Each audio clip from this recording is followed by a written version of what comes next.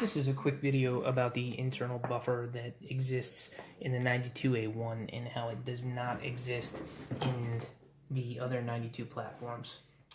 So the blue gun I have here is molded on a 92A1, and as a result it has a thicker dust cover. So standard 92's dust cover is not as thick.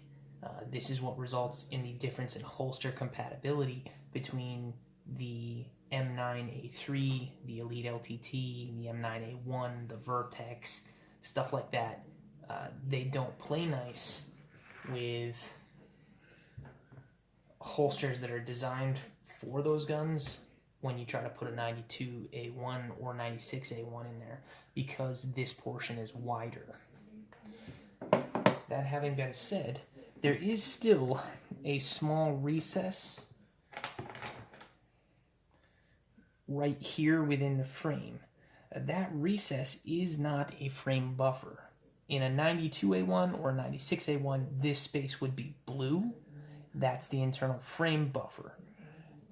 Now, that recess still exists, but it's not anodized the same color as the frame.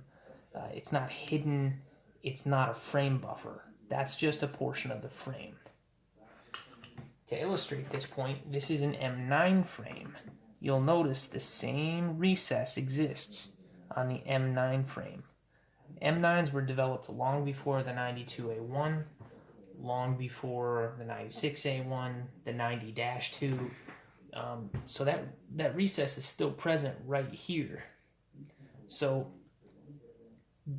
this is not an internal frame buffer, and this is not an internal frame buffer, okay? To put them side by side, you can clearly see that that portion is wider, okay? Or at least I hope you can clearly see it.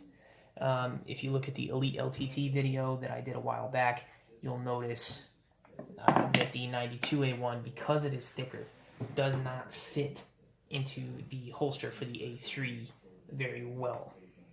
A thing to note is that with the 92A1, the space from here to here is wider because of the internal frame buffer. So it's not just an exterior widening, the interior here is slightly wider as well.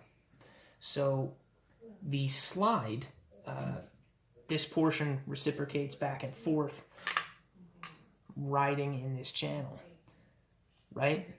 The slide for a non-frame buffer gun will go inside a frame buffered frame. A frame buffered frame, however, will come with a slide where this portion is wider. Those slides will not function in a non-frame buffer frame. The M9A3 is a Vertex frame, Vertex slide. This means no internal frame buffer and a regular width portion to hold your guide rod on the slide. That's why this Vertex slide, that's essentially the same as an M9A3, this Elite has some serrations and a little bit of difference like that, different markings, but these slides are identical and will fit. This is granted without barrel, without recoil, but they'll fit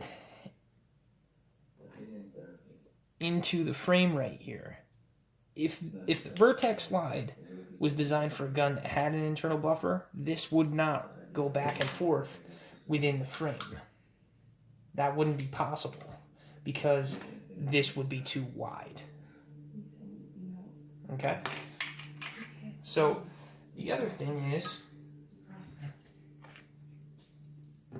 the M9 frame clearly predates the internal frame buffer completely. Okay? Vertex slide. If I could line it up. The Vertex slide clearly able to go into that frame. Okay, so the M9A3 uses a Vertex slide. The M9 definitely isn't a frame buffer frame. We still made up and go in. Okay, this slide would be oversized and not fit within the frame if internal buffers were on M9A3s or on Elite LTTs, because they would be coming with slides that don't do that. So while there is still a recess there, it is not a frame buffer. It is just the way that internal frame is designed leaves a small ledge. Okay? I wanted to clear that up because I know that there was some question about that with a couple of people. If this doesn't clear it up, please feel free to research. Beretta Forum has a wonderful Beretta Facts. You can call Beretta and ask them about this internal frame buffer. Google search. There's lots of resources out there for Berettas. Go ahead and look into that if you feel the need. But the interchangeability of non-92A1 frames and slides is pretty well documented. I hope this helps people understand the Beretta platform a little bit more. I'm passionate about Berettas and handguns in general, and I hope that others are as well. So I like to dive into this minutia.